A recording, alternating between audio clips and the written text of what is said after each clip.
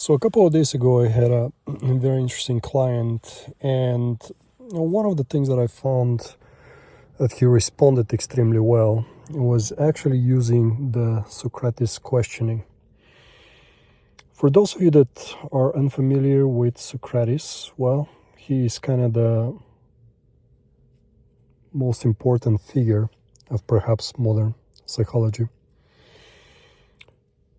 If you ever feel like your own mind is a maze you can't quite navigate, it turns out the exit map was drawn over 2,000 years ago by a man who claimed to know absolutely nothing. Well, that was that Socrates guy. We often think of philosophy as dusty books and kind of marble statues, but Socrates didn't just talk. He was kind of a guy who ended up being a strong influencer over today's invisible backbone of the mindfulness movement and the gold standard of modern therapy. A lot of people talk about mindfulness and what it is and how they feel it and so forth, but not everyone bothers reading about Socrates, which kind of amazes me. As its core, Socratic questioning is kind of the art of disciplined inquiry.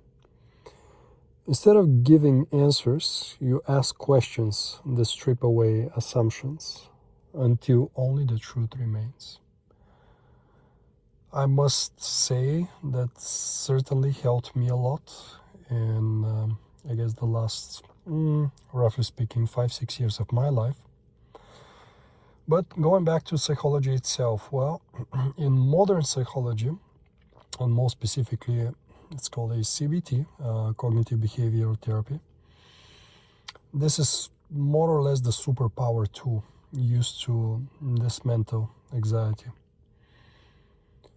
The big thing here is, instead of accepting a thought like, let's say, I'm a failure, the big question here is to ask yourself, what is the evidence of this? Like, why am I thinking that I'm a failure? What's the evidence against it? And of course, is this a fact or is it just a feeling? And that's something that you can certainly apply in every single thing in your life. Am I a failure is kind of random suggestion, but certainly you can ask a lot of different things. So for example, you get out, you meet someone, and you experience negativity. Well, ask yourself, was that person negative against you? Is that true? Do you have particular evidence and so forth? You're not alone in finding this particular questioning transformative, if you do, of course. However, keep in mind that some of the most influential voices in mindfulness and self-actualization today are essentially Socrates at their core. Three of perhaps the best name that I can think of right away: Eckhart Tolle, Byron Katie, and of course Aaron Beck.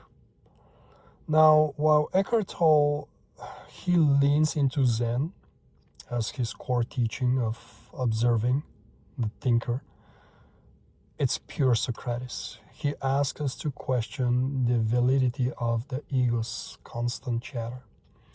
So it's so important every time we have a thought, especially the negative thoughts, we must question them.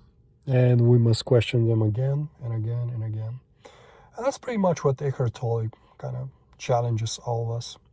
Now, going to Byron Katie, and by the way, if you haven't read her books, I highly suggest you do. Her very famous The Work is literally a 4-question Socratic process designed to challenge stressful thoughts. One may ask me, why aren't we asking the same questions when we're happy and when we have, happy thoughts and so forth? And you can use it, certainly. But essentially, the idea of Socratic questioning is truly to get you out of the misery, so to speak.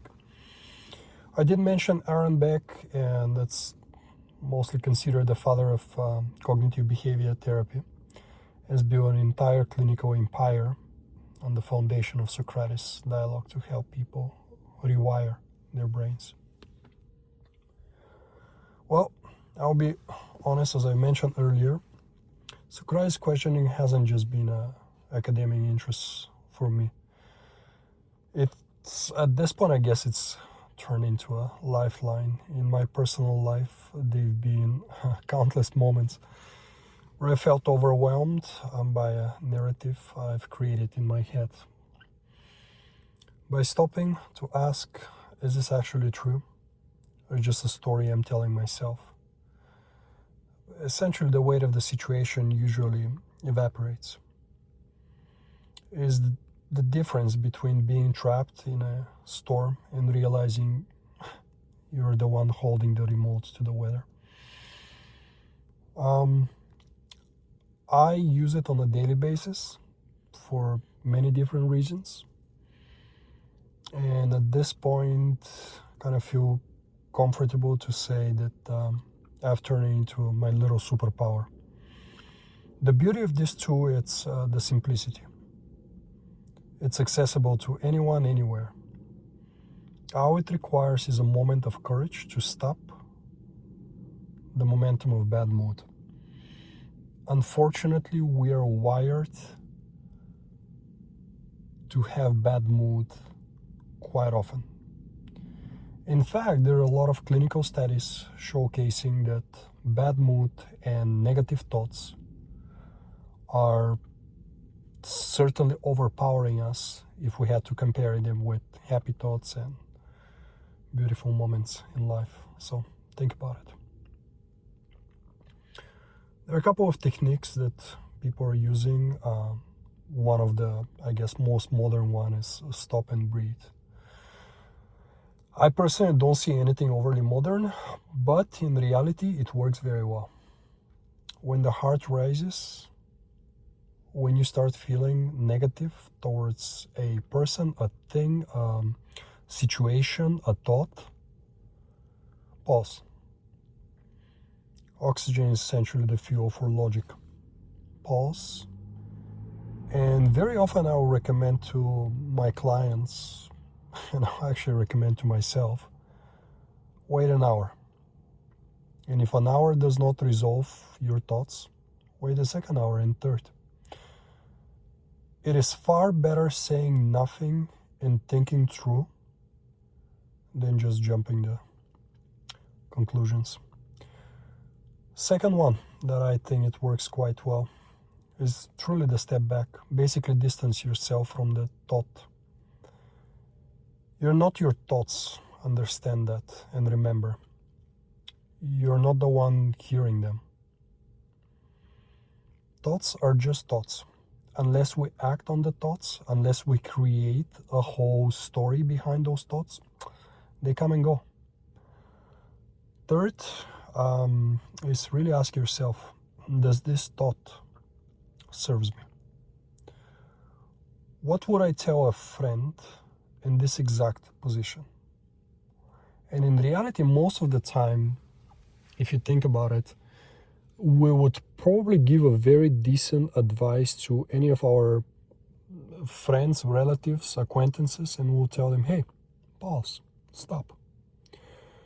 What you're thinking is probably just a thought of yours, or someone has said something to make up a story and so forth.